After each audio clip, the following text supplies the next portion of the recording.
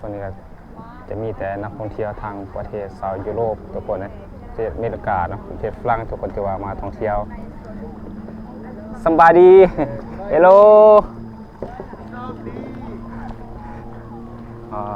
ทุกคนแบบนี้แต่ว่าประเทศซาวยุโรปนะสุราจะมากับประจนภัยเนาะหรือว่าหนำหลายๆนี่เขาเจ้าก็มาขี่เรือหรือว่ามาลองเรือคายักนี่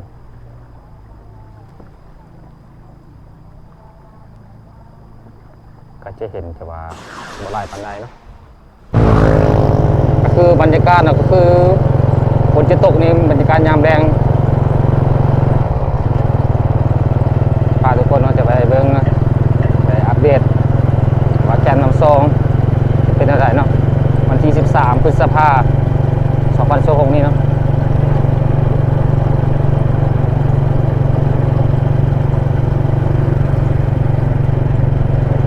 ก็จะเห็นรถพระเจ้านะแบกทาง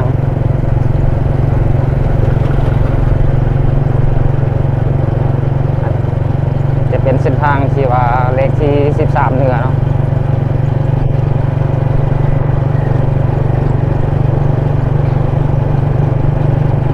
จะเป็นหมู่บ้านห้วยงามตัวนี้ก็ทุกคนนะตัวขี่มานี่ก็ฝนก็จะตกนี่สภาพอากาศนอนมันอยู่ตัวเดือนพรอยู่ตัวตกมาตัวแรงนี่ตัวพึ่งฝ่าพึ่งฝนเนาะมันจะตกเลยบรรยากาศมันพอหอนเบาๆหลายหอมเบี้ยงเนาะผมมีผมหอนเบาเดี๋ยวก็จะตกแล้วนี่มา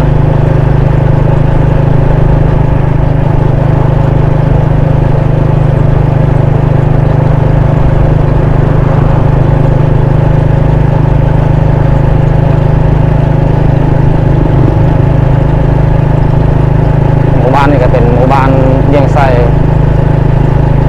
เมืองเบี้ยงนะครับบ้านเลี้ยงไส้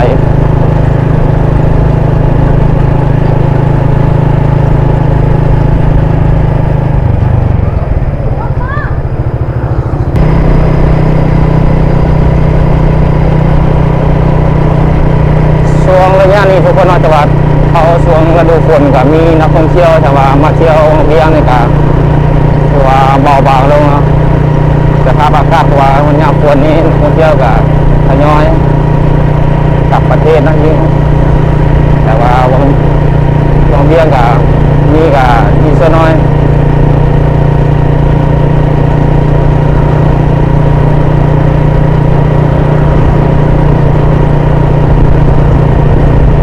ค่อนข้างจะมีลมพัดมาถือว่าแห้งเลยถือว่าเย็นดี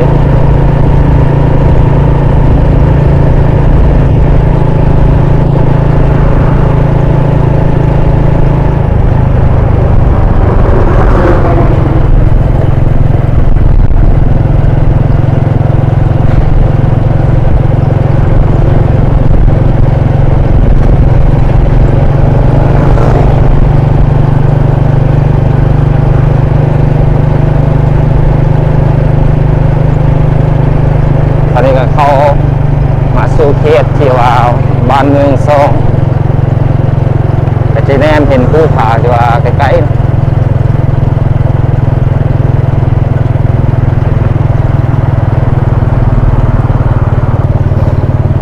อะไรมาท้ายที่บาโดนนะเนาะแต่ว่าในช่วงนี้จะมีบอลลูนขึ้นหรือเปล่าจะมีท่องเที่ยวมาขึ้นบอลลูนบ่หรือว่ามาช่วงฤดูฝนนี้มันจะบขึ้นหรือเปล่าบอลลูนดูแน่ใจคือกันนะ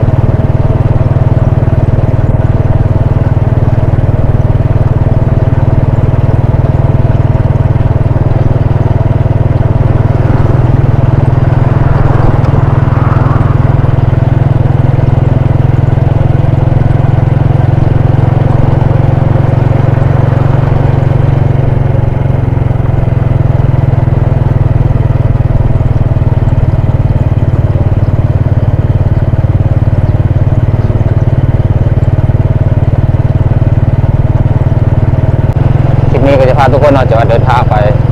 แก่นน้ำซองเมืองเวียงเราจะมีนักท่องเที่ยวหรือว่ามีบุคคลมาพายเรือลงเรือเนาะคายักทำกันบร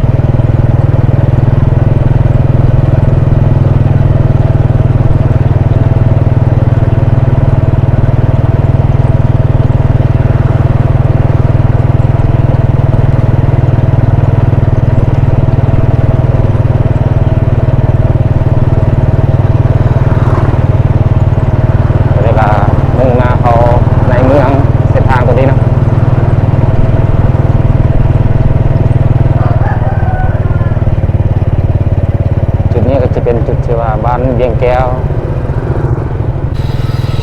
ก็ตอนนี้กับคนกระเทศเป็นจุดอาหารเลยนี่ทุกคนนะแค่ครับแค่แม่น้ำซองแบบนี้เนาะจะว่าอาหารหรือว่าเป็นบ้านพักโรงแรมนี่เพิ่นจะสร้างตัวร้ายบอลหลายสถานที่ว่าไว้ที่ว่าห้องรับนักท่องเที่ยวนะโอ้มาจุดนี้ก็จะเห็นคือว่าเจ้ามาขี่เหือทุกคนเลยจุดนี้ถ้าจะเป็นจุดที่ว่าทางเหือที่ว่ามีผู้คนมาท่องเที่ยวหรือว่ามาขี่เหือหางยาวโอ้กับเป็นเวลาที่ว่า4 โมงเนาะที่ว่าบ่าวแพงเดินทางเข้ามาแก้น้ำซองแต่มื้อนี้ก็จะเห็นน้ำซองที่ว่าค่อนข้างจะข้นเนาะที่ว่าในย่านนี้จะเป็นช่วงที่ว่าหน้าฝนนะ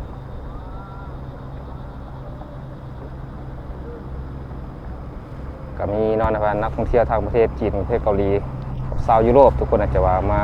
ใส่บริการเนาะท่องเที่ยวจะว่าขี่เรือหางยาวโอ้จะเห็นภูเห็นผาเนาะว่าจุดนี้อันนี้จะเป็นบ้านพักโรงแรมทุกคนจะว่าแคมป์น้ำซองเนาะแคมป์น้ำซองนี่จะมีบ้านพักโรงแรมแบบนี้จะว่าฝั่งนึงจะมีฝั่งมือขวามือแล้วทุกคนเราจะมีแต่เป็นโรงแรมเนาะแต่ก็ให้มุมหรือว่าเห็นที่ว่าวิวที่ชัดถือว่างามเนาะแต่ว่าทางเอามองไปอีกฝั่งหนึ่งงามเนาะบรรยากาศยามแรงอันนี้จะเป็นขัวข้ามแม่น้ำซองที่ว่าเป็นเห็ดไม้เนาะ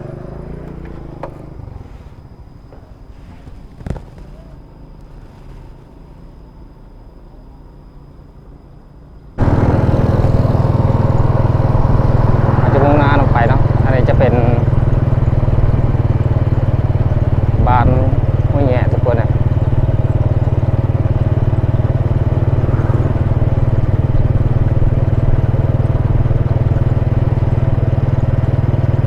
จะพาทุกคนเนาะจะว่าประสบการณ์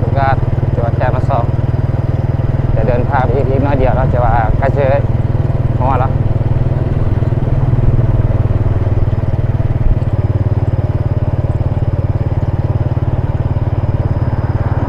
มีรถบ็อกกี้เนาะจะว่าให้เซาในหมู่บ้านหัวแง่ว่าร้ายคันเลยจะว่าคนให้นักท่องเที่ยวเนาะจะว่ามาเซามาขี่ตามหาดจะว่าเพิ่นให้ยามทางแบบนี้ให้เซาเนาะมาจนเห็นนักท่องเที่ยวนะทุกคนนะจะมาเที่ยว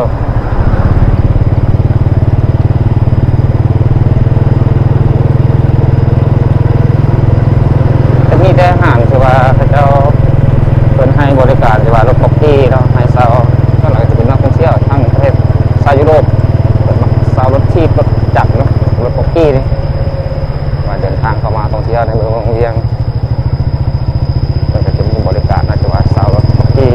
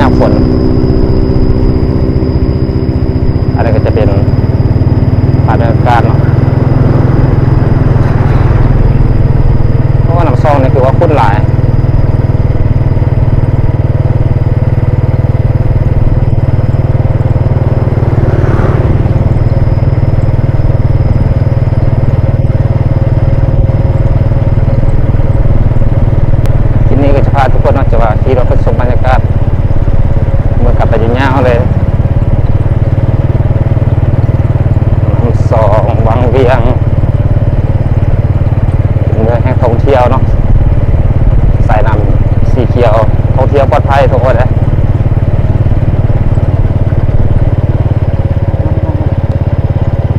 รีสอร์ทเนาะฝากนี่รีสอร์ทบุบิยอนนี่ก็จะเป็นหาดดอนกลางทุกคนเลยที่ว่าโอ้จะมีผู้คนเอามาท่องเที่ยวแล้วก็มาใส่บริการที่ว่าหาดนี่ก็ค่อนข้างจะหนาแน่นอยู่หาดดอนกลางหรือว่าหาดบุญบังไฟ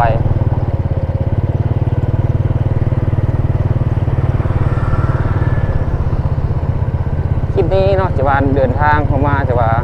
แค่แนะนำซองทุกคนนะก็จะมุ่งเห็นนะจะว่าเป็นขัวแก้วอีกฝั่งหนึ่งก็จะเห็นผู้เป็นผามแต่มีขัวแก้วนะเป็นกำลังสร้างกับการจีสำเร็จแล้วแต่ว่าจุดนี้ก็มุ่งเห็นแนมเห็นใกล้ๆเลยเนาะ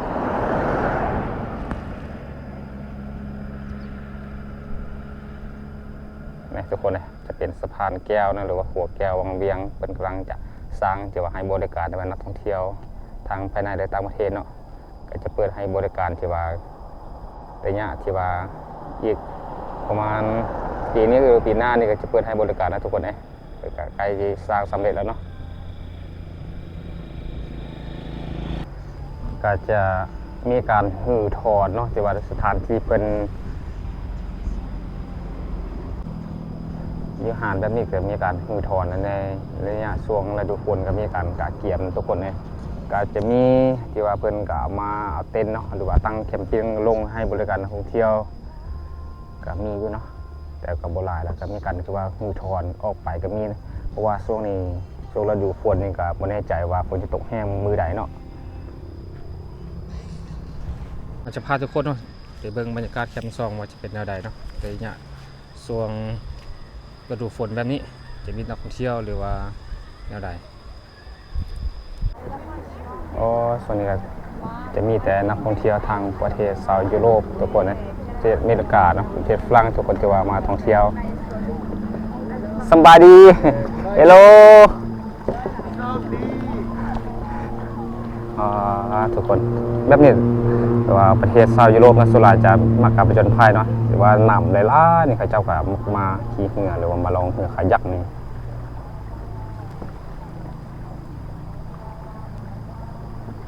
ก็จะเห็นแต่ว่า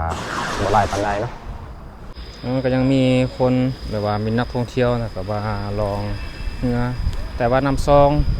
มอเวียงก็คือว่าฝนตกระยะที่ว่า 2-3 มื้อแต่เมื่อวานก็คือค่าจะตกหนักเนาะก็มีนักท่องเที่ยวบางประเทศหรือบางแขกเขาก็ยังมาท่องเที่ยวอยู่โอ้ก็ถือว่าน้ำซองนี่ก็ว่าคุ้นแห้งคุ้นหลายเลยเอาฝนตกหนักเนาะการขี่เรือหรือว่าการลองเรือขายักก็เห็นภาพที่ว่าบรรยากาศที่ว่าก็บอกค่อนข้างที่ว่างามปานใดเนาะแต่ว่าน้ำซองระยะนี้ก็ช่วงฤดูฝนแล้วก็ยังมีคนมาพายเรือขายักอยู่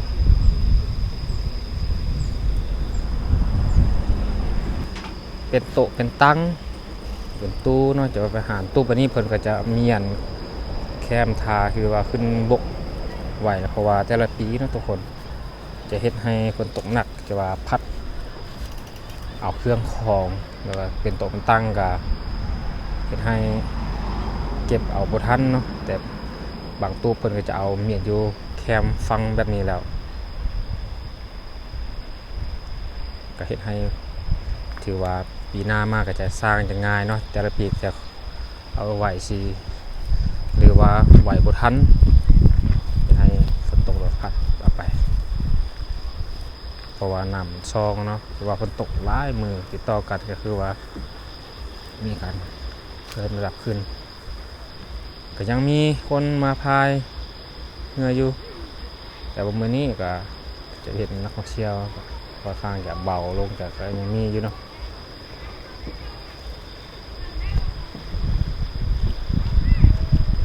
สองโอ้คุณหลายคุณหลาย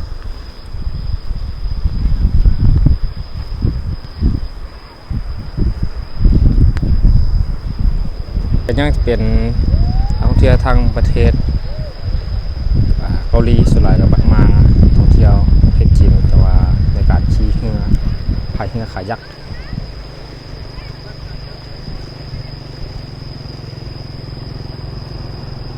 สภาพอากาศมันก็คือว่าร้อนอบอ้าวหลาย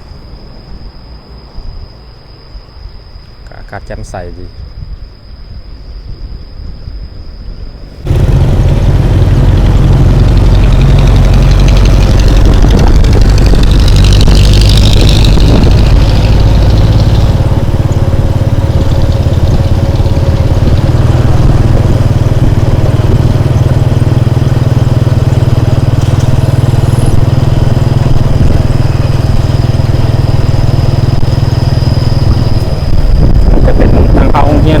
ป่าเขาเพียง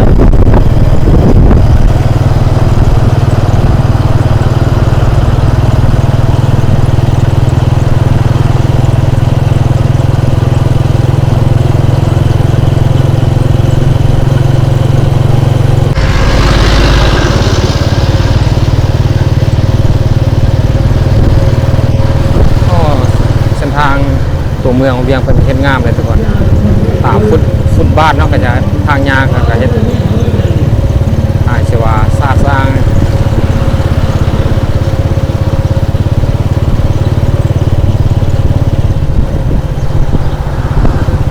ทางในเมืองจะเห็นแดนนักท่องเที่ยวนะ